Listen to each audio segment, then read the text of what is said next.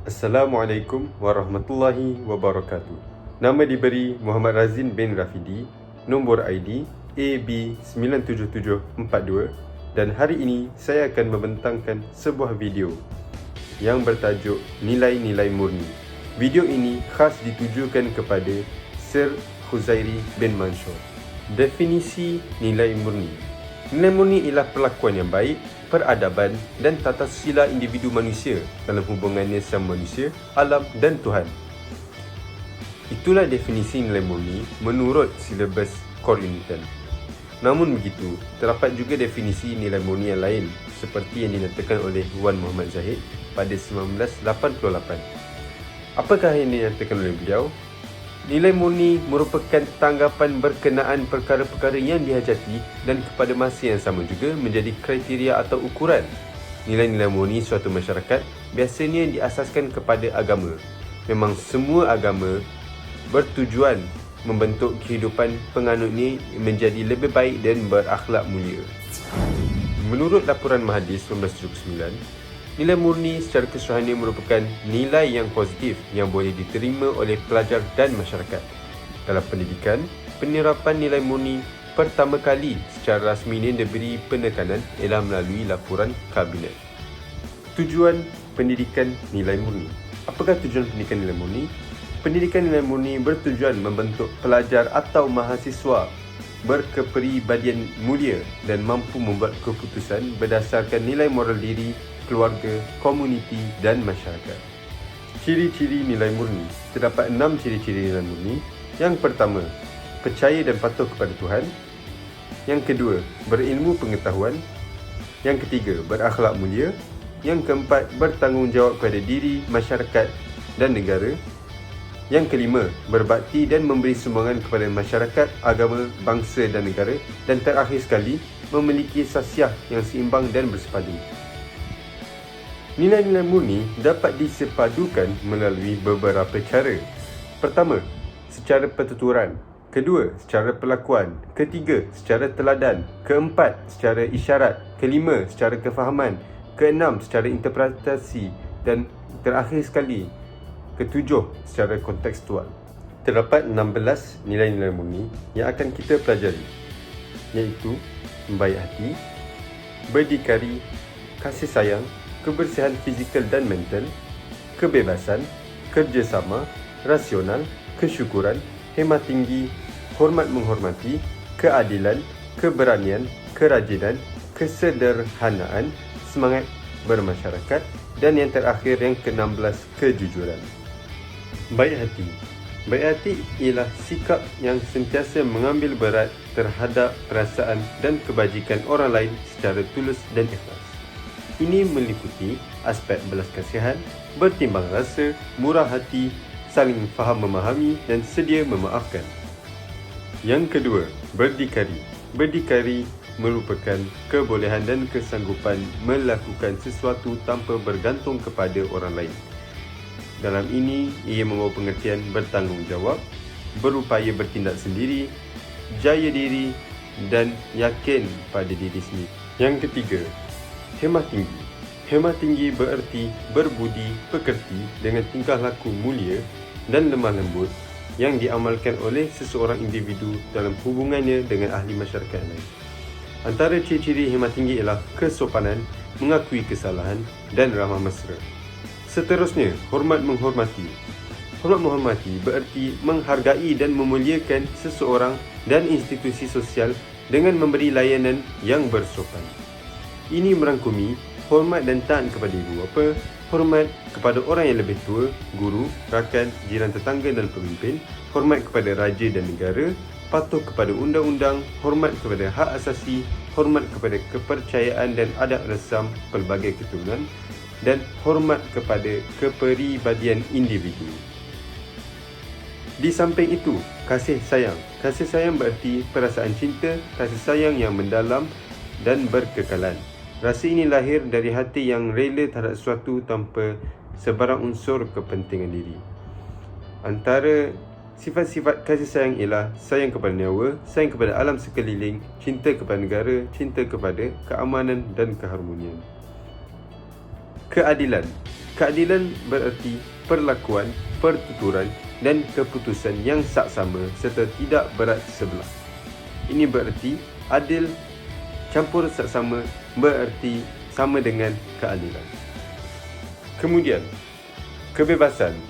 Kebebasan yang dimaksudkan ini tertakluk kepada peraturan dan undang-undang yang ditentukan oleh agama, masyarakat dan negara. Contohnya, kebebasan di sisi undang-undang dan kebebasan dalam sistem demokrasi. Seterusnya, kerjasama. Usaha yang baik dan membina yang dilakukan secara bersama pada peringkat individu, komuniti, masyarakat atau negara untuk mencapai sesuatu matlamat seperti persaudaraan, tanggungjawab bersama, gotong royong, toleransi, kebaikan bersama dan perpaduan. Nilai seterusnya, kesederhanaan, sikap tidak keterlaluan dalam membuat pertimbangan dan tindakan sama ada dalam pemikiran, pertuturan atau perlakuan supaya sesuai dengan norma dan nilai masyarakat. Seterusnya, rasional, boleh berfikir berdasarkan alasan dan bukti yang nyata dan dapat mengambil tindakan yang sewajarnya tanpa dipengaruhi oleh perasaan.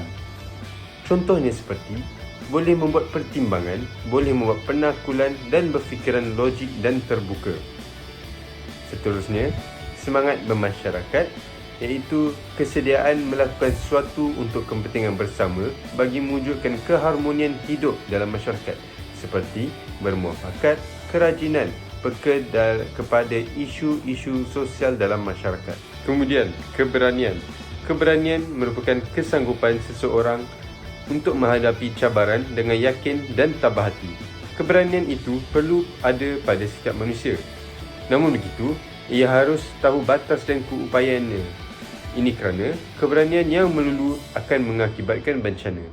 Nilai ini merangkumi berani yang tidak memututuli, berani kerana benar, berani kerana mempertahankan pendirian dan berani bertanggungjawab. Nilai seterusnya, kebersihan fizikal dan mental, yang bermaksud kebersihan diri dan kebersihan persekitaran. Kebersihan mental pula bererti merangkumi pertuturan, perlakuan, pemikiran dan kerohanian.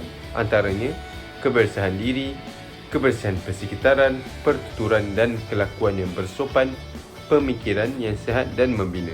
Seterusnya, kejujuran. Kejujuran ialah sikap dan perlakuan yang menunjukkan niat baik, amanah, bercakap benar serta ikhlas tanpa mengharapkan sebarang balasan. Di samping itu, kerajinan. Kerajinan ialah usaha yang berterusan dengan penuh dengan semangat, ketekunan, kecekalan, kegigihan, dedikasi dan daya usaha dalam melakukan sesuatu perkara. Nilai seterusnya, kerjasama, usaha yang baik dan membina yang dilakukan secara bersama pada peringkat individu, komuniti, masyarakat atau negara. Kesyukuran juga boleh ditunjukkan apabila kita walaupun tidak mempunyai lebihan ataupun tidak mempunyai harta yang banyak, tapi kita bersyukur dengan segala apa yang kita ada. Kita bersyukur dengan pemberian Tuhan dengan menyebut Alhamdulillah. Seterusnya, kita akan masuk kepada strategi penerapan nilai murni. Dalam pendidikan, penerapan nilai murni berlaku secara langsung dan tidak langsung. Strategi penerapan nilai murni secara tidak langsung ini penting kerana nilai yang tidak boleh diajar secara formal seperti dalam mata pelajaran. Ini merupakan satu penghayatan dan pengusahaan secara beramal, iaitu melalui praktikal dan bukan saja penghafalan.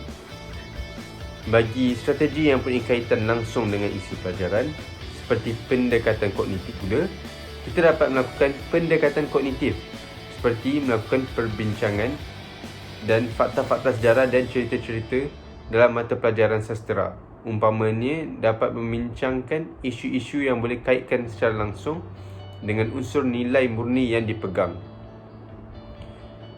Hal ini akan membuatkan pelajar sedar akan nilai murni dan kepentingannya apabila mempelajari subjek-subjek ataupun melakukan pembentangan-pembentangan tersebut.